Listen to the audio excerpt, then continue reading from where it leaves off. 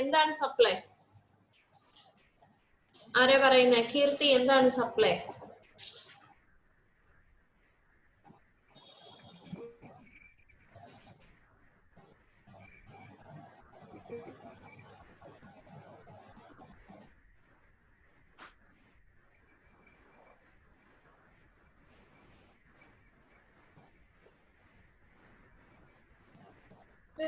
സർവീസിന്റെ supply ആണ്. എന്താണ് supply? പറഞ്ഞോ.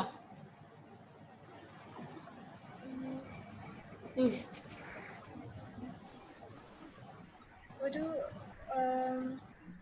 പ്രൊഡക്ഷൻ നടന്ന് ഗുഡ്സിന്റെ അല്ലെങ്കിൽ സർവീസിന്റെ ട്രാൻസാക്ഷൻ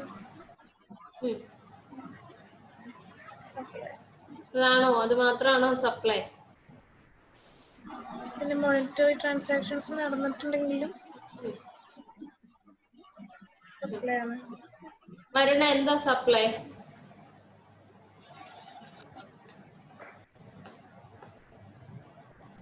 അതായത് എന്തെങ്കിലുമൊക്കെ അങ്ങോട്ട് കൊടുത്തിട്ട് കൺസിഡറേഷൻ ആയിട്ട് ഇങ്ങോട്ട് എന്തെങ്കിലും കിട്ടുമ്പോഴാണ്. സെയിലോ അല്ലെങ്കിൽ റെൻഡറിങ് സർവീസോ എക്സ്ചേഞ്ച് ഓഫ് ഗുഡ്സോ അല്ലെങ്കിൽ റെന്റൽ എഗ്രിമെന്റുകളോ ഇപ്പൊ തരാം അല്ലെങ്കിൽ പിന്നീട് നിങ്ങൾക്ക് ഒരു കൺസിഡറേഷൻ തരാം എന്നുള്ള ഒരു എഗ്രിമെന്റിൽ നമ്മൾ ചെയ്യുന്ന ബിസിനസ്സിന് അതിനെ നമുക്ക് എന്തെന്ന് പറയാം? സപ്ലൈ എന്ന് പറയാം, അല്ലെ? ഇനിയിപ്പൊ സപ്ലൈ നടക്കുമ്പോ തന്നെയാണോ നമ്മൾ ടാക്സ് അടയ്ക്കേണ്ടത്? സപ്ലൈ കഴിഞ്ഞ് എത്ര നാള് കഴിഞ്ഞിട്ടാണ് ടാക്സ് അടയ്ക്കേണ്ടത്? ഇപ്പൊ ക്രെഡിറ്റ് സെയിൽ ആണെങ്കിൽ, സപ്ലൈ എന്ന് പറയുമ്പോ സെയിൽ വരുമല്ലോ, അപ്പൊ സപ്ലൈയിൽ തന്നെ ക്യാഷ് സെയിലും ഉണ്ട്, ക്രെഡിറ്റ് സെയിലും ഉണ്ട്, അല്ലെ? അപ്പൊ അതില് ക്രെഡിറ്റ് സെയിൽ വരുമ്പോ അപ്പൊ നമ്മൾ ടാക്സ് അടയ്ക്കണോ? അല്ലെങ്കിൽ ഇൻസ്റ്റാൾമെന്റ് മെത്തേഡ് ആണെങ്കിൽ നമ്മൾ എങ്ങനെ ടാക്സ് അടയ്ക്കും? ഇങ്ങനെയുള്ള കുറച്ച് കോംപ്ലിക്കേഷൻസ് ഉണ്ട്. അപ്പൊ സപ്ലൈക്ക് കൃത്യമായിട്ട് അവര് ടൈം ഓഫ് സപ്ലൈ, എപ്പോഴാണ് ഒരു കാര്യത്തിനെ സപ്ലൈ ആയിട്ട് കൺസിഡർ ചെയ്യേണ്ടത്, അല്ലെങ്കിൽ ഏത് ടൈമിലാണ് അത് സപ്ലൈ ആകുന്നത്, ടാക്സബിൾ ആകുന്നത് എന്ന് വ്യക്തമായിട്ട് GST റൂൾസ് ആൻഡ് റെഗുലേഷൻസിൽ പറയുന്നുണ്ട്. അപ്പൊ അതെന്താണെന്ന് നമുക്ക് നോക്കാം.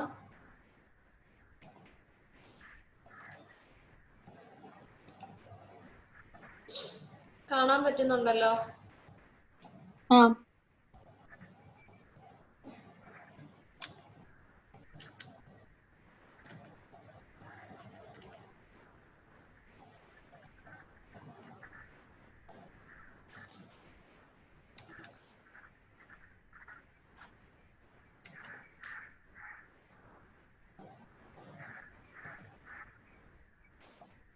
3 കണ്ടീഷൻസ് ഉണ്ട് ടൈം ഓഫ് സപ്ലൈക്ക്.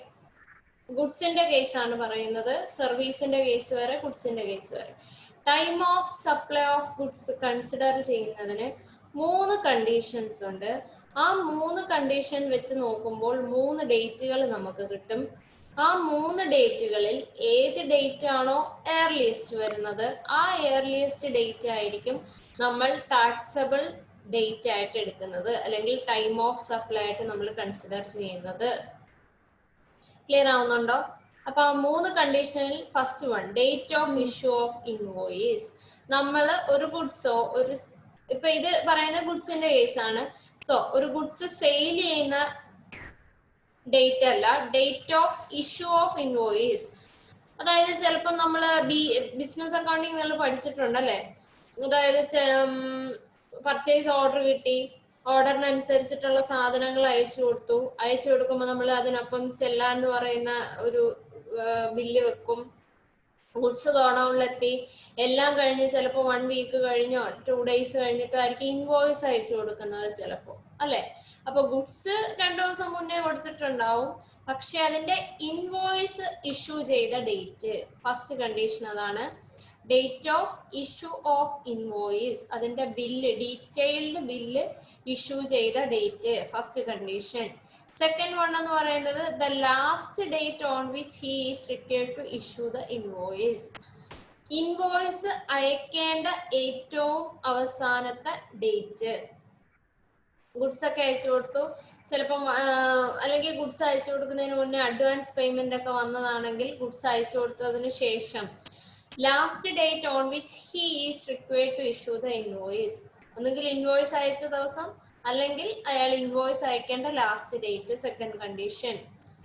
മൂന്നാമത്തത് date on which the supplier receive the payment. മൂന്നാമത്തെ കണ്ടീഷൻ പറയുന്നത് ഒരു ഗുഡ്സിന്റെ സെയിൽ ആണെങ്കിൽ ആ സെയിലിൽ സപ്ലയർക്ക് അതിന്റെ പേയ്മെന്റ് കിട്ടിയ ദിവസം. Date on which supplier receive the payment.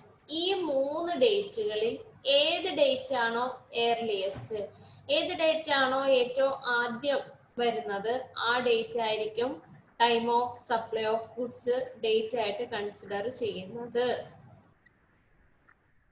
മനസ്സിലായോ? അപ്പോ നമ്മൾ ഈ മന്ത്ലി ടാക്സിന്റെ പേയ്മെന്റ് വരുമ്പോ നമുക്കൊരു കൺഫ്യൂഷൻ ഉണ്ടാവും. ചിലപ്പോ ഈ മാസം കിട്ടിയ ഓർഡർ അതിന്റെ അഡ്വാൻസ് ഈ മാസം കിട്ടിയെന്നിരിക്കട്ടെ. അപ്പൊ അതിന് ഈ മാസം ടാക്സ് അടയ്ക്കണോ, അതോ ഇനി ഗുഡ്സ് എല്ലാം സപ്ലൈ ചെയ്ത് അതിന് ശേഷം നെക്സ്റ്റ് മന്ത് ആണോ അതിന്റെ ടാക്സ് അടയ്ക്കേണ്ടത്? ഇങ്ങനെയൊക്കെയുള്ള കൺഫ്യൂഷൻ ഒഴിവാക്കാനായിട്ടാണ് ഈ 3 കണ്ടീഷൻസ് വെച്ചേക്കുന്നത്. അപ്പൊ അഡ്വാൻസ് ആയിട്ട് കിട്ടുവാണെങ്കിൽ സപ്ലയർ റിസീവ് ദ പേയ്മെന്റ് അല്ലേ ആദ്യം വരുന്ന ഡേറ്റ് അല്ലെ? ഇൻവോയ്സ് അയക്കുന്നതിന് മുന്നേ നമുക്ക് പേയ്മെന്റ് കിട്ടി അല്ലെ? അപ്പൊ ആ പേയ്മെന്റ് ഡേറ്റ് ആയിരിക്കും എടുക്കുന്നത്. അപ്പൊ ഈ 3 കണ്ടീഷൻസിൽ ഏതാണോ എയർലിയർ, ആ എയർലിയസ്റ്റ് ഡേറ്റ് ആണ് time of supply of goods ആയിട്ട് നമ്മൾ കൺസിഡർ ചെയ്യുന്നത്. ക്ലിയർ ആയോ? എഴുതിയെടുത്തോ.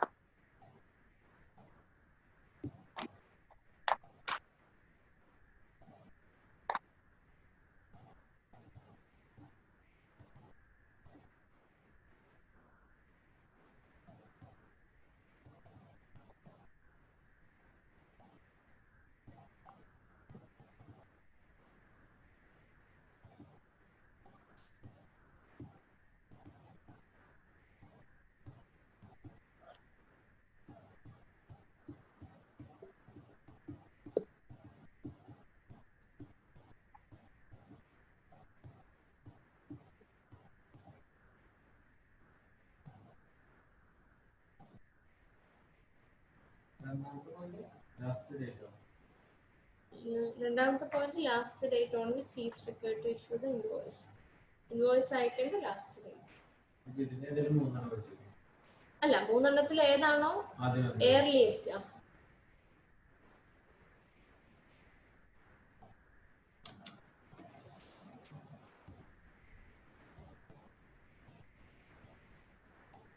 എഴുതിയോ? അത് എഴുതിയായിരുന്നോ? എഴുതി മിസ്സേ. എഴുതി. ഓക്കെ. ഇനി ഇതിനകത്ത് ഇപ്പൊ 7 മിനിറ്റ്സ് കൂടെ ഉള്ളൂ കേട്ടോ. അപ്പൊ അത് കഴിഞ്ഞിട്ട് ട്രൈ 2:42. എനിക്കൊരു മീറ്റിംഗ് ഉണ്ടായിരുന്നു 2:30, പക്ഷെ ഹെഡ് ഓഫീസിൽ നിന്നുള്ളതാ. അവരിതുവരെ വിളിച്ചില്ല. 2:30 മീറ്റിംഗ് പറഞ്ഞിരുന്നത്, വിളിച്ചിട്ടില്ല അയാള്. അപ്പൊ നമുക്ക് 7 മിനിറ്റ്സ് നിർത്താൻ പറ്റുമോ നോക്കാം കേട്ടോ. ഇനി നമ്മൾ പറഞ്ഞത് last date on which he is required to issue invoice അല്ലെ? അയാൾ ഇൻവോയ്സ് ഇഷ്യൂ ചെയ്യേണ്ട ലാസ്റ്റ് ഡേറ്റ് എന്ന് നമ്മൾ പറഞ്ഞു. അതെന്താ മീൻ ചെയ്യുന്നത്? ഇൻവോയ്സ് ഇഷ്യൂ ചെയ്യേണ്ട ലാസ്റ്റ് ഡേറ്റ് കൊണ്ട് എന്താ ഉദ്ദേശിക്കുന്നത്?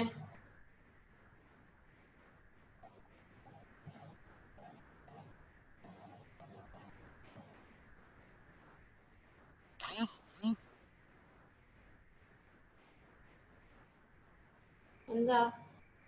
എന്തെങ്കിലും ഗുഡ്സ് ഒക്കെ പർച്ചേസ് കഴിഞ്ഞാൽ എന്താ പറയാ, ഇൻവോയ്സ് കൊടുക്കേണ്ട ഒരു ബാധ്യത ഉണ്ടല്ലോ. അത് അതായത് if supply involve movement of goods, ഗുഡ്സിന്റെ movement ഉണ്ട് എങ്കിൽ, അതായത് സാധനം നമ്മൾ ഇവിടുന്ന് കൊടുത്തു വിട്ടു, സപ്ലയറായി നമ്മൾ കൊടുത്തു, അത് അവിടെ അവരുടെ ഗോഡൌണിൽ വരെ എത്തേണ്ട കാര്യമുണ്ട്. മൂവ്മെന്റ് ഓഫ് ഗുഡ്സ് ആണെങ്കിൽ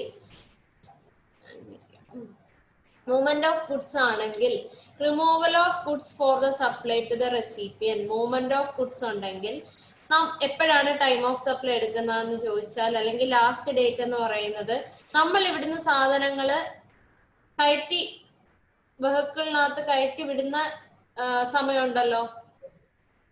removal of goods for the supply to റെസിപ്പിയന്റിന് വേണ്ടിയിട്ട് സാധനങ്ങൾ ഇവിടുന്ന് എടുത്ത് നമ്മളുടെ വെഹിക്കിളിൽ കയറ്റി ഇവിടുന്ന് വിടുന്ന ഡേറ്റ് എന്നാണോ അതായിരിക്കും last date on which he is required to issue the invoice date ആയിട്ട് നമ്മൾ എടുക്കുന്ന ഡേറ്റ്. മനസ്സിലാവുന്നുണ്ടോ? ചിലപ്പോ ഈ പറഞ്ഞ പോലെ തന്നെ കണ്ടീഷൻ ഓർഡർ കിട്ടി നേരത്തെ, അല്ലെങ്കിൽ ചിലപ്പം അഡ്വാൻസ് പേയ്മെന്റ് ഒക്കെ കിട്ടിയെങ്കിൽ രണ്ടാമത്തെ കണ്ടീഷൻ ഡേറ്റ് എടുക്കുമ്പോൾ നമ്മൾ ശ്രദ്ധിക്കേണ്ട കാര്യം, നമ്മൾ എന്നാണോ നമ്മുടെ ഗോഡൌണിൽ നിന്ന് സാധനങ്ങൾ മൂവ് ചെയ്ത് റെസിപ്പിയന്റിന് വേണ്ടിയിട്ട് മാറ്റി വെക്കുന്നത് അല്ലെങ്കിൽ എടുത്തു കൊടുത്തു വിടുന്നത്, അന്നത്തെ ഡേറ്റ് ആയിരിക്കണം ഈ സെക്കൻഡ് കണ്ടീഷൻ ഡേറ്റ് ആയിട്ട് എടുക്കുന്നത്. ക്ലിയർ ആയോ? ഇനി അത് കഴിഞ്ഞിട്ട് ഈ supply does not involve movement of goods. Movement of goods ഇല്ലാന്ന്, മൂവ്മെന്റ് ഓഫ് ഗുഡ്സ് ഇല്ല എന്നുണ്ടെങ്കിൽ, does not involve movement of goods ആണെങ്കിൽ delivery of goods or making available goods to the recipient. ഇവിടുന്ന് സാധനങ്ങൾ പോകേണ്ട കാര്യമില്ല, നമ്മള് എന്താണ് നമ്മുടെ ഗോഡൌണിൽ നിന്ന് പോകേണ്ട കാര്യമില്ല, എവിടുന്നെങ്കിലും വേറൊരിടത്തുനിന്ന് നമ്മൾ അവൈലബിൾ ആക്കുകയാണ് ഗുഡ്സ് എങ്കിൽ ആ ഗുഡ്സ് റെസിപ്പിയന്റെ കയ്യിൽ കിട്ടുന്ന ഡേറ്റ് അതായിരിക്കണം the last date on which he is required to issue the invoice ആയിട്ട് എടുക്കേണ്ടത്. മനസ്സിലായോ? ഈ last date on which required to issue the invoice date എടുക്കുമ്പോൾ ബാക്കിയെല്ലാം ഡേറ്റ് നമുക്ക് മനസ്സിലാവുന്നുണ്ട് എന്ത് ഡേറ്റ് ആണെന്ന്, അല്ലെ? ഇവിടുന്ന് ഒന്നുകിൽ ഇൻവോയ്സ് ഇഷ്യൂ ചെയ്യുന്ന ഡേറ്റ് അല്ലെങ്കിൽ പേയ്മെന്റ് തരുന്ന ഡേറ്റ്.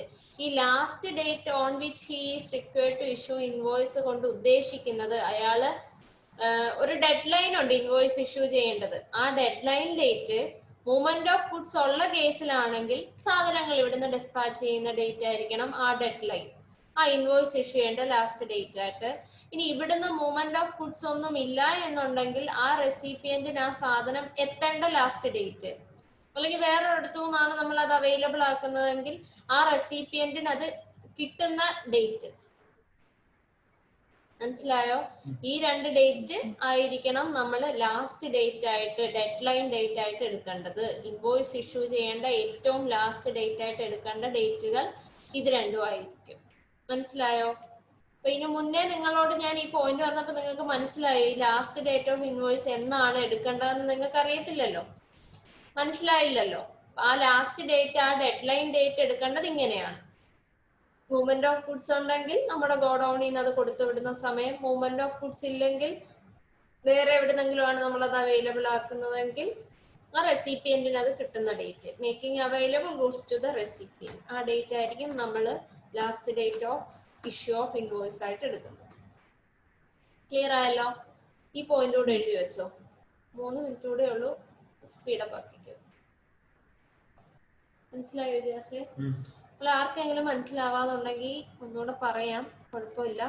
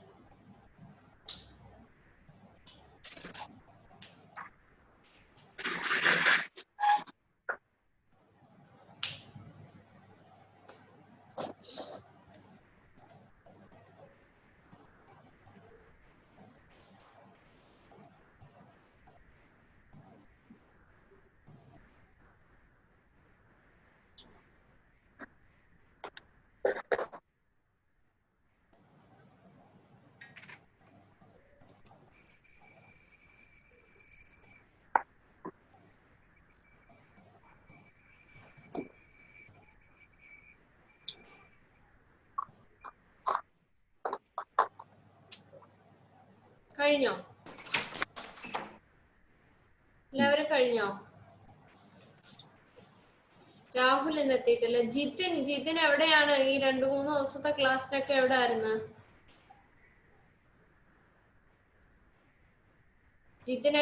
ജിതിൻ ജോയ് ലോഗിൻ ചെയ്തിട്ടുണ്ടല്ലോ, ഇപ്പൊ ഇല്ലാന്ന് തോന്നുന്നു. ഹലോ, ആ പറഞ്ഞോ. എവിടെ ആയിരുന്നു ഇത്രയും ദിവസത്തെ ക്ലാസ്സിന്?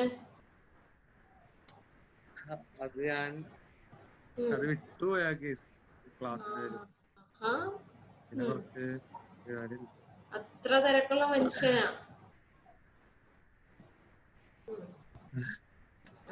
അത് 2-3 മണി 4 മണിയൊക്കെ ആവുമ്പോഴാണ് ഇതിന്റെ ഒരു ഓർക്കണത്. അതെ അതെല്ലാരും വിട്ടു. പോട്ടെ, കുഴപ്പമില്ല. ഇനി ഇതിപ്പോ മാം GST ആണോ പഠിപ്പിച്ചത്? മറ്റേ GST എൻട്രി ചെയ്യുന്നതാണോ പഠിപ്പിച്ചത്? എൻട്രി ചെയ്യുന്നതല്ല, GST ആണ് സ്റ്റാർട്ട് ചെയ്തത്. എൻട്രി ചെയ്യുന്നത് കൊണ്ട് എന്താ ഉദ്ദേശിച്ചത് എനിക്ക് മനസ്സിലായില്ല. ടാലി GST ആണോ? എടുക്കണതാണോ പഠിപ്പിച്ചത്? ആ, GST-നെ കുറിച്ചാണ് ഇന്ന് പഠിപ്പിച്ചതോ? ഇന്ന് രജിസ്ട്രേഷൻ എടുക്കുന്ന കാര്യമാണ്. പക്ഷെ ഇത് കംപ്ലീറ്റ് ആയില്ല, നമുക്ക് OTP കിട്ടാത്ത കാരണമായി. അതെ. ഇതിപ്പോ 1 മിനിറ്റ് കൂടെ ഉള്ളു, നമുക്ക് നോക്കാം. Date on which supplier receive the payment. സപ്ലയറിന് പേയ്മെന്റ് കിട്ടുന്ന തീയതി കൊണ്ട് അത് ഉദ്ദേശിക്കുന്നത് എന്താണ്? Date of payment in the book of accounts of the supplier. അതായത് ഒന്നെങ്കിൽ സപ്ലയർ ബുക്കിൽ പേയ്മെന്റ് കിട്ടി എന്ന് പറയുന്ന തീയതി. ഇനിയിപ്പോ ലോഗൌട്ട് ആവുകയാണെങ്കിൽ തന്നെ നിങ്ങൾ ഒന്നുകൂടെ ലോഗിൻ ചെയ്തോ കേട്ടോ. Date of payment in the book of accounts of the supplier. എന്നാണോ സപ്ലയറിന് പൈസ കിട്ടിയെന്ന് അയാളുടെ ബുക്കിൽ എഴുതി